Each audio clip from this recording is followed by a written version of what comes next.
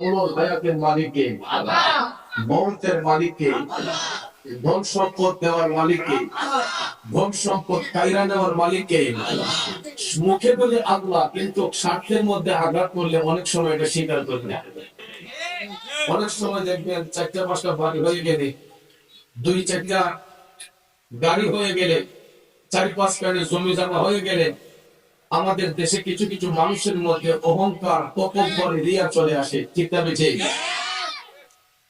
অনেক সময় দেখবেন অনেক বিত্তবান লোকেরা গরিবদের সাথে হাত মিলাতে গেলে অনেক সময় টিস্যু দিয়ে হাত ধরে মুছা ফেলে। আছে দেখুন, আমার আল্লাহ অহংকারকে পছন্দ করেন? যুবক ভাইয়েরা আমার, আল্লাহ রাব্বুল আলামিন মহাগ্রন্থ কোরআনুল কারীমের সূরা বাকারার 262 নম্বর আয়াতে কারিমার মাধ্যমে আমাদেরকে জানিয়েছেন, বিসমিল্লাহির রহমানির রহিম, الذين ينفقون أموالهم في سبيل الله ثم لا يتبعون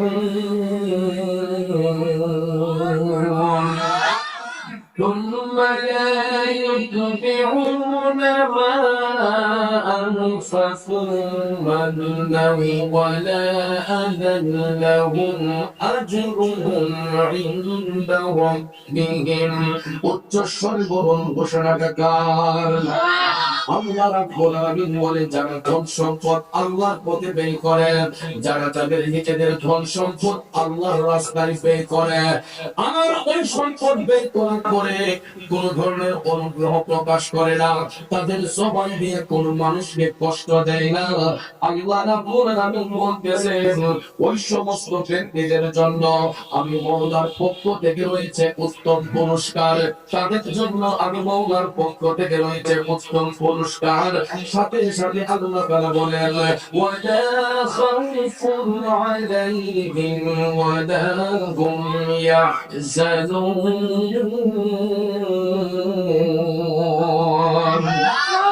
তাদের কোনো টেনশন নাই, তারা কখনো চিন্তাযুক্ত হবে না, কারণ তারা সবসময় চিন্তাযুক্ত হবে না, কারণ তাদের হেফাজত করবেন আল্লাহ। যারা ধন সম্পদ পাওয়ার পরে এই ধন সম্পদ আল্লাহর পথে ব্যয় কইরা কোন ধরনের অনুগ্রহ দেখায় না, রিয়া করে না, ফখরিয়ত করে না, মানুষদেরকে কষ্ট দেয় না, আল্লাহ তাআলা ওই সমস্ত ব্যক্তিদের জন্য পুরস্কার নির্ধারণ করে রেখেছেন। কিন্তু ভাইরা আমার, বন্ধুরা আমার, লক্ষ্য করে দেখবেন এই সমাজের মধ্যে টাকা পয়সা হয়ে গেলে কিছু কিছু মানুষের মন কর্কশ হয়ে যায়, আবার কোন কোন মানুষের মন উদার হয়ে যায়। ঠিক না বেঠিক? অধিকাংশ মানুষের দিন পাষাণ হয়ে যায়, অধিকাংশ মানুষ টাকা পয়সা হলে অহংকার দিয়ে বেড়ে যায়, আবার কিছু সংখ্যক মানুষ দেখবেন সম্পদ হওয়ার পরেও এই সম্পদটা পাওয়ার পরে মানুষের মনটা উদার হয়ে যায়। কারণ ভাইয়েরা আমার, সম্পত্তি যদি অহংকার করা যাইতো, সম্পত্তি যদি ফখর করা যাইতো, পৃথিবীর জমিনে সবচেয়ে বেশি অহংকার দেখাতে পারতেন, ফখর করতে পারতেন আমার নবীর প্রিয় সাহাবী হযরতে উসমান রাদিয়াল্লাহু তাআলা আনহু। ঠিক না বেঠিক? কারণ আল্লাহ রাব্বুল আলামিন এত পরিমাণ সম্পদ ওনাকে দান করেছিলেন, হযরতে উসমান রাদিয়াল্লাহু তাআলা আনহু যদি চিন্তা করতেন, তিনি অর্ধেকটা মদিনা শরীফ কিনতে পারতেন। কথা কোন ঠিক কিনা? এত পরিমাণ সম্পদ আল্লাহ তাআলা দান করেছিল, তিনি ইচ্ছে করলে অর্ধেকটা মদিনা শরীফ তিনি কিনতে পারতেন। কিন্তু ভাইয়েরা আমার, বন্ধুরা আমার, এত সম্পদ হওয়ার পরেও হযরতে উসমান রাদিয়াল্লাহু তাআলা আনহুর মধ্যে বিন্দু মাত্র অহংকার ছিল না, রিয়া ছিল না। তিনি উদার মনে আপনার প্রতি ধন সম্পদ খরচ করতেন। এখানে একটা উজ্জ্বল প্রমাণ হলো, ইসলামের প্রথম যুগে যখন হযরতে উসমান রাদিয়াল্লাহু তাআলা আনহু ইসলাম গ্রহণ করেছেন, তখন কিন্তু মুসলমানদের সংখ্যা ছিল একবারে কম। ঠিক না বেঠিক? তখন মুসলমানের সংখ্যা ছিল একেবারে কম। কাফের মুশরিকরা আমার মায়ের নদীকে পতন করার জন্য নানা ষড়যন্ত্র করত, দয়াল নদীর উপর আঘাত করার জন্য এরা অনেক ষড়যন্ত্র করত। এরকম শিশানারা প্রাচীন যখন ছিল, কাফেরদের অত্যাচারে মানুষগুলো প্রতিষ্ঠিত হয়ে যাইতো। কাফেরদের শিশারেরা অত্যাচারে মুসলমানরা যখন নির্যাতনের শিকার হইতো, তখন সমস্ত বিদ্রোহীরা চিন্তা ভাবনা করেছিল মায়ার নবী দয়ার নবীকে কতল করবে, হত্যা করবে। জুলে নাউজুবিল্লাহ, আরো করে নাউজুবিল্লাহ।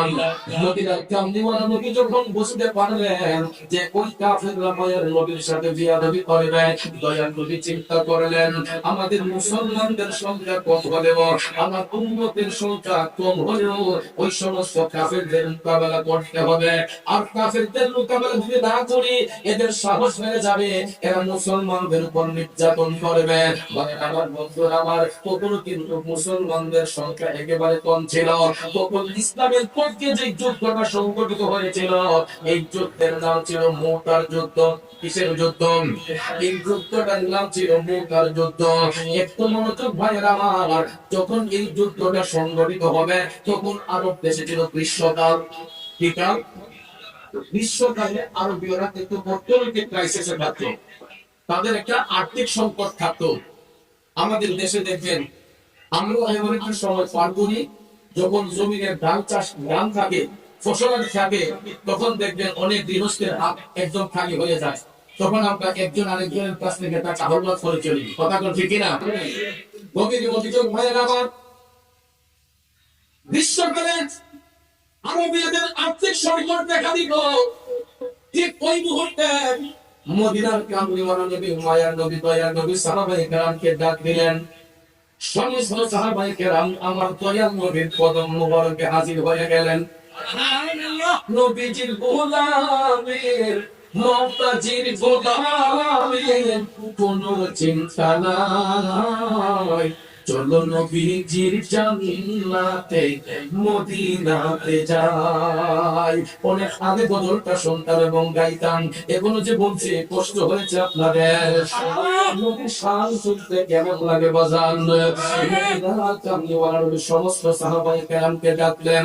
সবাই উপস্থিত হওয়ার পরে আল্লাহ নবী সাল্লাল্লাহু আলাইহি ওয়াসাল্লাম সাহাবায়ে কেরামকে লক্ষ্য করলেন, ও সাহাবারা, মুতার যুদ্ধে অংশগ্রহণ করতে গেলে আমাদের অস্ত্র শস্ত্রের প্রয়োজন আছে, এখানে অনেক টাকা পয়সার বিষয় আছে।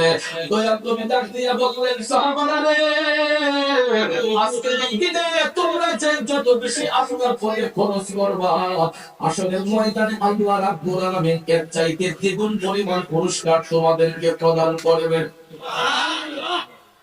যে সময় রাসূল ঘোষণা দিলেন, এই টাইমে তাদের আর্থিক দিক দিয়ে তারা দুর্বল ছিলেন, অর্থনৈতিক ক্রাইসিস ছিল। ঠিক ওই মুহূর্তে নবী বললেন, আজকের এই দিনে তোমরা যে যত বেশি আল্লাহর পথে খরচ করবা, হাসরের ময়দানে আল্লাহ তোমাদেরকে দ্বিগুণ পরিমাণ সম্পদ বাড়িয়ে দিবে। নবীর কথা সত্য না মিথ্যা?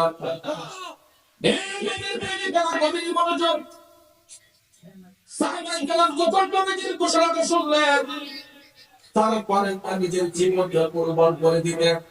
যদিও অর্থনৈতিক ক্রাইসিস ছিল, আল্লাহর হাবিব সাল্লাল্লাহু আলাইহি ওয়াসাল্লাম ঘোষণা দেওয়ার সাথে সাথে সাহাবায়ে কেরাম যার যার অবস্থান থেকে তারা আল্লাহর পথে খরচ করা শুরু করে দিলেন, অকাতরে তারা দান করা শুরু করে দিলেন। এমন সময় দেখা যায় গো, মদিনার শিল্পপতি, পৃথিবীর ইন্টারন্যাশনাল শিল্পপতি, আমার নবীর প্রিয় সাহাবী, যিনি দুই নূরের অধিকারী হযরত উসমান রাদিয়াল্লাহু তাআলা, আমার নবীর ঘোষণা পাইয়া 1000 উট, তখনকার সময়ে কয় হাজার? 1000 উট, 100 ঘোড়া, সাথে যুদ্ধে খরচ করার জন্য, মুতার ময়দানে খরচ করার জন্য 1000 স্বর্ণ মুদ্রা দয়াল নবীর কদম মুবারকে হযরত উসমান হাজির করে দিলেন।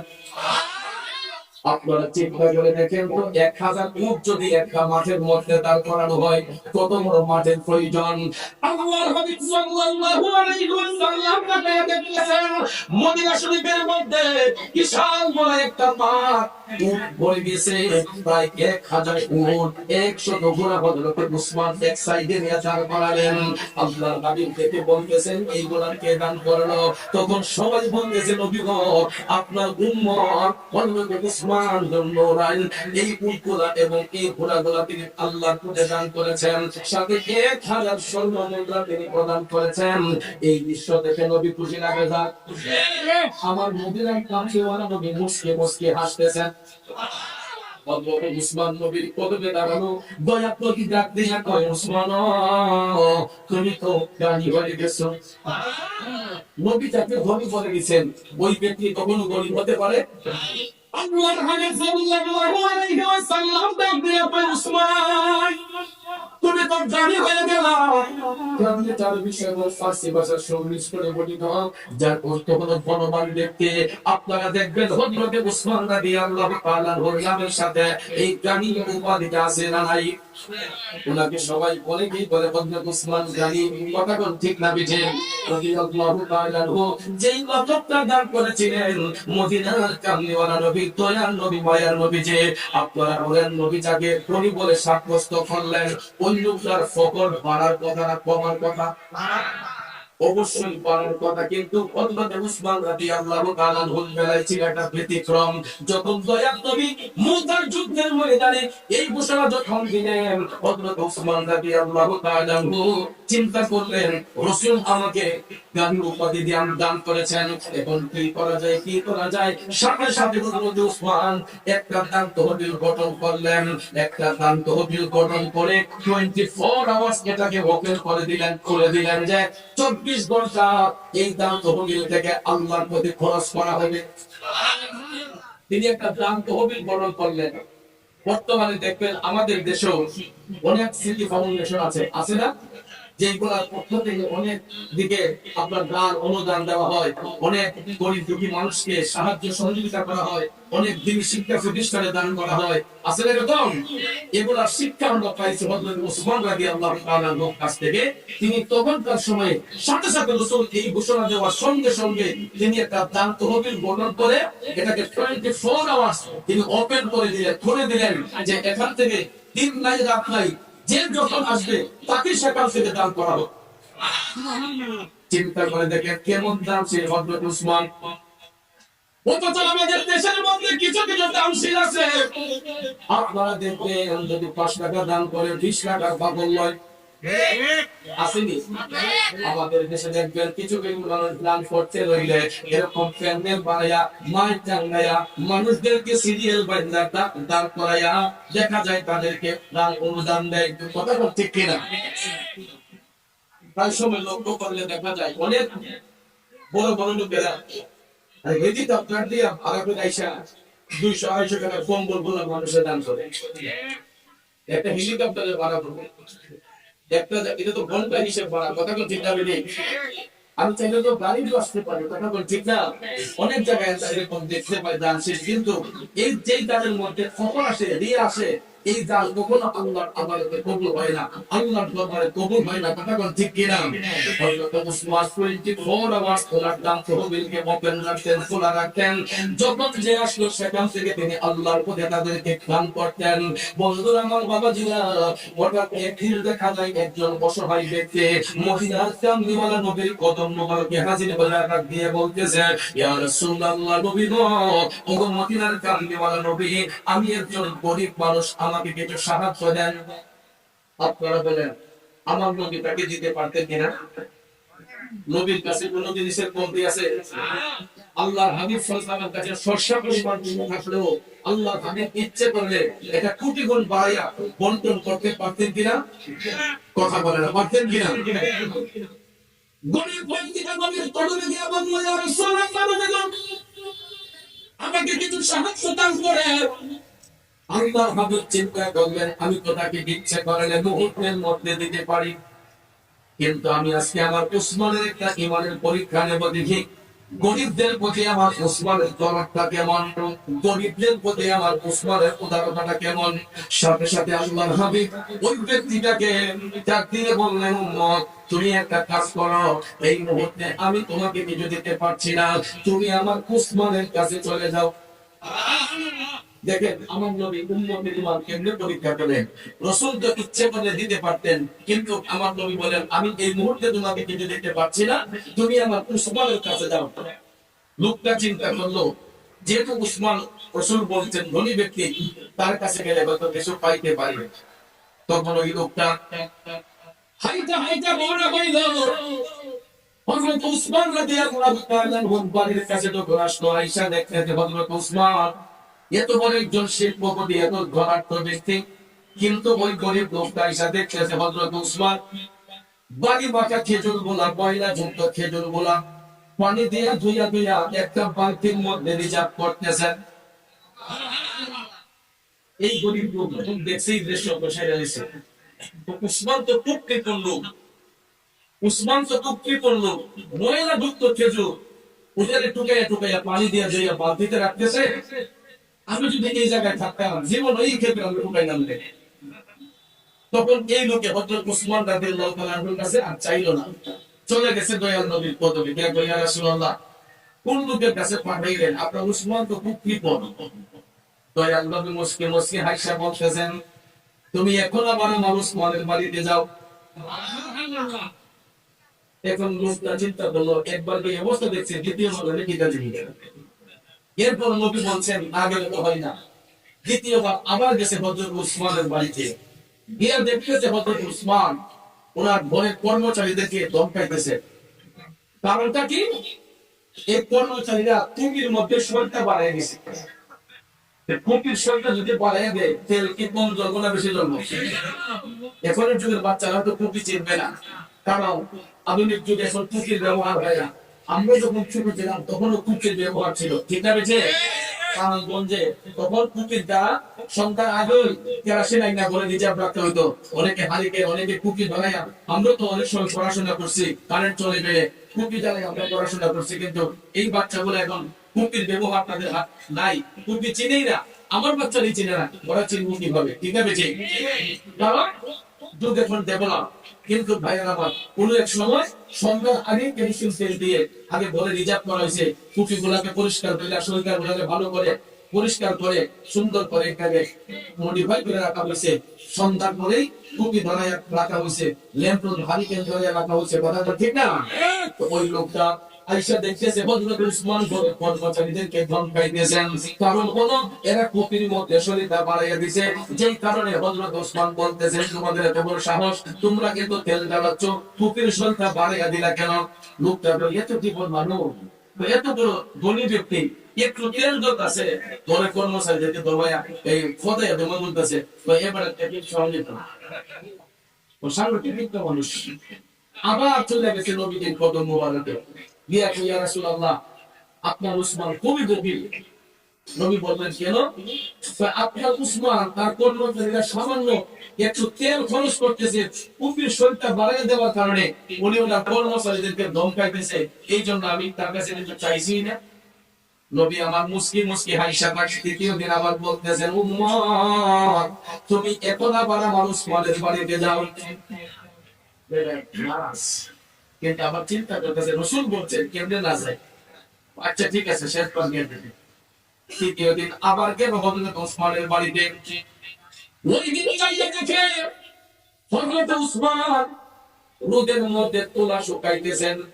তুলা দিলেন না, রোদের মধ্যে তুলা শুকাইতে দিছেন, এটাতে জাল দিয়ে যে সাইড করেছে, জালের ছিদ্র দিয়ে তুলা গুলা উঠতেছে। আর হযরত উসমান এই তুলা তুলারে টাইনা টাইনা আপনার জমাইতেছে।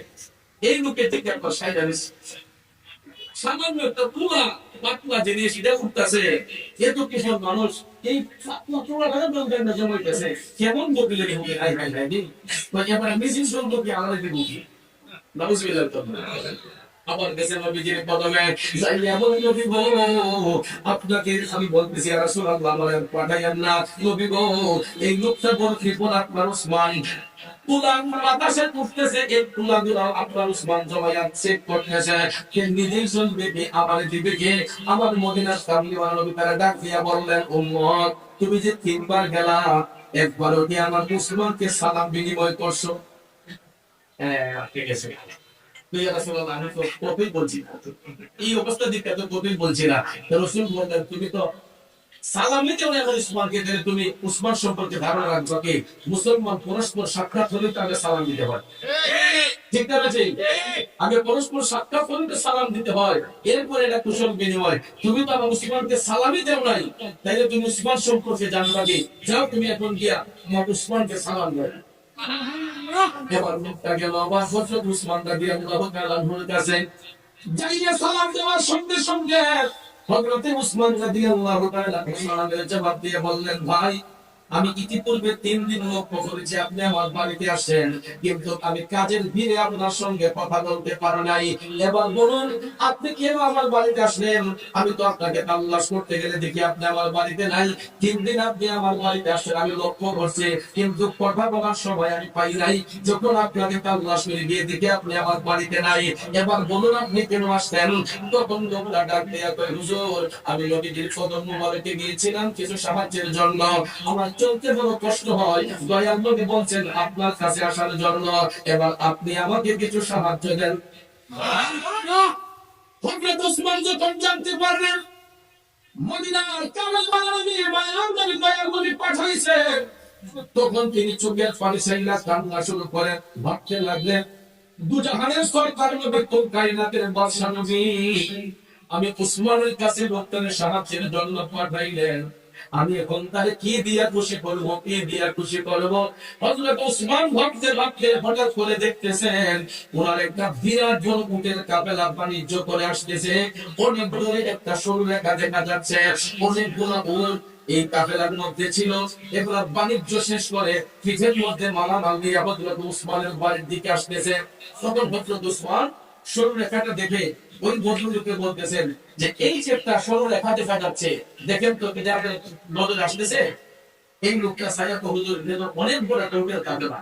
তখন হযরত ওসমান ওনাকে বললেন আপনি একটা কাজ করেন, আপনি হাইতে চলে যান এই কাফেলার কাছে, গিয়া পিঠের মধ্যে যত মালামাল থাকুক না কেন, যেই উটটা আপনার সবচেয়ে বেশি পছন্দ হয় আপনি এই উটটা এই লাইন থেকে নিয়ে যান।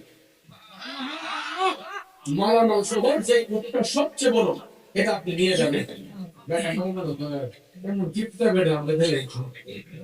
বিশ্বাস করে না যে ভাবছে যে হযরত উসমান বাড়ির থেকে বাড়ি করবার লেগা এটা কি কথাটা বলছে, সে তো হুজুর আমার তো এটা বিশ্বাস হয়ে গেছে। তখন হযরত উসমান বললেন, রাখেন আপনার বিশ্বাসকে আমি মজবুত করে দিচ্ছি। একটা কাগজের মধ্যে লিখিত দিলেন ওই উটের কাফেলার নেতৃত্ব দানকারী সেনাপতি বরাবর। হযরত উসমান কাগজে লিখে বললেন এই ভদ্রলোক যে উটটা পছন্দ করে তাকে এই কাফেলা থেকে ওই উটটা দিয়ে দিবেন। কাগজটা যখন হাতের মধ্যে দেওয়া হইল তখন পায়ের আমার বন্ধুরা আমার ওই লোকটা ভাবতেছে যাক আর কিছু না, কাগজটা তো হাতে আছে, এই একটা কিছু বলন যায়। সুবহানাল্লাহ। হাইটা হাইটা হাইটা গো লোকটা চলে গেছে মুখের কাফেলার কাছে, সেনাপতিরে ডাক দিয়ে বের করলো, কাগজটা বাড়াইয়া দিল। সেনাপতি যখন কাগজটা দেখা দেখে হযরত উসমান রাদিয়াল্লাহু তাআলা আনহুর হাতের লেখা, তখন ওই সেনাপতি এই গরিব লোকটাকে বলতেছে আপনি নজর করে দেখেন তো কোন উটটা আপনার পছন্দ হয়। এখানে লেখা আছে যে উটটা আপনার পছন্দ হয় এটাই যেন আপনাকে দেওয়া হয়, এখন আপনি নজর করেন কোনটা আপনার পছন্দ হয়। পুরা লাইন এই লোকে দশ দশ করে লিখেছে, তন্ন তন্ন কইরা খুঁজতে খুঁজতে এমন একটা মুখ পছন্দ করছে যেটা একবারে সামনে। তো আরো দেশের নীতি হলো যে সামনের মুখটা যে দিকে যাবে তার পিছনের মুখগুলো নিজের অনুসরণ করে যাবে। এরকম প্রত্যেক প্রাণী দেখবেন, আমরা মানুষরা যখন কোনো জায়গায় সফরে যাই দেখবেন আমি সব আগে থাকে পিছনে সবাই থাকে, ঠিক না? এটাই নিয়ম ভাইয়ের আমার। তো আরব দেশে আপনি যেই দিকে যায় পিছনের উটগুলো সেই দিকে যায়, এটা অনুসরণ করে। এবং এই ভদ্রলোক এমন উট পছন্দ করছে যেটা একবার সামনে সামনে ওইটা আমার পছন্দ হয়েছে, এটা দিয়ে বলছেন আপনি লজ্জায় তুলে গেছে। ওই ডাক দিয়ে যে ভাই আপনি নিবেন ঠিক, কিন্তু এখন যদি এটা আপনার লাইফ থেকে সরান তাইলে পিছনের উটগুলো এটা অনুসরণ করে ঈদের পিছন দিয়ে সব যাবো। এখন কি করা যায়? সেনাপতি উসমানকে আগে খবর পাঠাই, হযরত উসমানকে খবর পাঠাই গেছি আমরা বার্তা বাহকের মাধ্যমে, তাইলে উনি যদি ফায়সালা দেয় তাইলে আমরা কি উটটা আপনি নিতে পারবেন। সঙ্গে সঙ্গে বার্তা বাহক পাঠিয়ে দিল হযরত উসমান রাদিয়াল্লাহু তাআলা আনহুর কাছে। ওই বার্তা বাহক যা বলতেছে হুজুর ও জন্মরাজ আপনি যে লোককে পাঠাইছেন ওই ভদ্রলোক উট বাছাই কইরা এমন উট পছন্দ করছে যে উটটা সামনের সামনের উট, যদি লাইভ থেকে এটা সরানো হয় পিছনের উটগুলা এটার পিছনে চলে যাবে, এইগুলা আর আটকানো যাবে না। হযরতে উসমান বার্তা বাহককে ডাক দিয়ে বললেন, সেনাপতিকে যায় বলো যদি ভদ্রলোক সামনে শালীন মুখটা পছন্দ করে থাকে, লাইন থেকে যদি এটা সরানো হয় বাকিগুলা যদি এটা পিছনে চলে যায়, তাইলে সেনাপতি গিয়ে বলো একটা উটের মালিকানা আমার কাছে নাই। তাড়াতাড়ি যাও, সেনাপতিকে যায় বলো সামনের সারির উট যদি ভদ্রলোক নিয়ে যায়, পিছনের গোড়া যদি এটার পিছন অনুসরণ করে যায়, তাইলে দিয়ে বলবা আল্লাহ রাব্বুল আলামিন একটা উটের মালিকানা আমি উসমানের জিম্মায় রাখেন নাই, সবগুলা উট যেন ওই ভদ্রলোকের জিম্মায় প্রদান করা হয়। আর দূরে থেকে বলনা সুবহানাল্লাহ। একটু চিন্তা করে দেখেন কেমন দানশীল ব্যক্তি ছিলেন হযরত উসমান রাদিয়াল্লাহু তাআলা আনহু। মঙ্গলে এই জন্য সম্পদ দিয়া কি হবে যদি সম্পদ আল্লাহর রাস্তায় খরচ করা না হয়, কারণ সম্পদ কিন্তু কখনো গিয়ে থাকে না। আজকে হয়তো আমার কাছে কোটি টাকা থাকবে, কালকে আমি রাস্তার ভিখারি হয়ে যেতে পারি কি পারি না। এটা তো বারবার সূরা আল ইমরান আল্লাহ পাক আমাদেরকে স্মরণ করে দিয়েছেন, কুলিল্লাহুম্মা মালিকাল মুলকি তুতিল মুলকা মান তাশাউ ওয়া তানজিলুল মুলকা মিম্মান তাশা। আল্লাহকে ওগো হাবিব আপনি যত ইচ্ছে করে সম্পদ রাখতে পারবে না, যদি আল্লাহর হুকুম না থাকে যে কোনো উসিলায় যে কোনো ভাবে সম্পদ আমাদের হাতছাড়া হয়ে যেতে পারে। কথা বলেন ঠিক না বেঠিক? এই জন্য যুবক ভাইয়েরা আমার, আপনাদেরকে বিনয়ের সহিত বলবো কখনো সম্পদ নিয়ে বড়াই করতে নাই, সম্পদ নিয়ে কখনো বাহাদুরি করতে নাই, কারণ দুনিয়াটা বৈঠক খানা আমরা মেহমান, দুই দিনের বৈরাগী তোমার মাটির কোলের গান। মানে বুঝছেন কি, এই গান নয় সেই গান নয়, কারণ আমরা যে কথা বলতেছি আমাদের দেহের মধ্যে একটা রুহ আছে। কথা ঠিক না বেঠিক? সেই রুহটা দেহের মধ্যে থাকার কারণে বডির এত মূল্য। রুহটা যদি দেহ থেকে বের হয়ে যায় এই বডির 5 পয়সার কোনো মূল্য। আমরা রাজা হই, বাদশা হই, মন্ত্রী হই, মিনিস্টার হই, চেয়ারম্যান সাহেব, মেম্বার সাহেব, মুফতি সাহেব, মুহাদ্দিস সাহেব, দুনিয়াতে থাকতেই রুহটা দেহের মধ্যে থাকলেই আমাদের এই নামগুলা, কিন্তু রুহটা যখন দেহ থেকে বের হয়ে যায় আমরা সবার নাম হয়ে যায় তখন লাশ। ঠিক আছে ঠিক? ওই লাশকে নিয়ে সবাই গবেষণা করে কেমনে এটাকে দামন করা যায়, কারণ এই বডির পছন্দ হয়ে যায়। দেহ থেকে রুহটা বের হইলে বড়জোর 1 দিন 2 দিন 3 দিন রাখতে পারবেন মেডিসিন ছাড়া, 4 দিনের বেলায় দেখবেন এটা ফুলে যাবে, দুর্গন্ধ ছড়াবে। কথা কোন ঠিক যাবে ঠিক? এই জন্য ভাইয়ের আমার এই রুহটা দেহের মধ্যে থাকার কারণেই আজকে বডির এত মূল্য। তাহলে রুহটা দিছেন কে? আজ পর্যন্ত দেখতেছেন রুহটা কে? রুহুরে তো দেখতে পাচ্ছে এটা কোন দিকে আসে, কোন দিকে বের হয়, কোন দিকে আল্লাহ দান করে, কোন দিকে আবার নিয়ে যায়। মানুষ যখন মারা যায় আমরা সজাগ চতুর্দিকে ব্যারিকেড দিয়ে বসে থাকি, বুঝতে পারি যে লোকটা সাকারাত চলতেছে, কিন্তু দমটা যখন বের হয় কোন দিকে বের হয় আমরা কি টের পাই না? কেউ টের পায় না। তাইলে এত আড়াই বড়াই এগুলার মেয়েরা কোনো লাভ নাই। বন্ধুর আমার, বাবাজির আমার, এই বুকের সিদ্দিকী এবং বাঁশরীফের মহান মুর্শিদ কেবলা আজকে আমাদের ছেড়ে আজকে তিনি জগতের মধ্যে রয়েছেন। আমরা যদি হুজুরকে দেখি না, হুজুর রূহানী দৃষ্টিতে কিন্তু আমাদেরকে দেখতেছেন।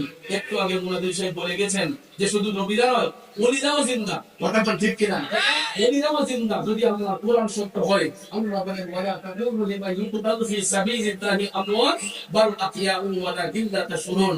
আল্লাহ বলেন যারা আমি আল্লাহর পথে পতন হয়ে যায়, আমি আল্লাহর পথে নিজের জীবনটাকে বিলীন করে দেয়, আল্লাহ কয় তোমরা তাদেরকে মৃত বলিও না, বাল আতিয়াউ ওয়ালাকিন লা তাশউরুন, বরং এরা জীবিত, তোমরা তাদের সম্পর্কে জানো না। তাই নে বাবাজি আপনারা বলুন আল্লাহর ওলিরা বড়রা জিন্দা। বুগুরের পেশা বুজুর আমাদেরকে দেখেন কি দেখেন না?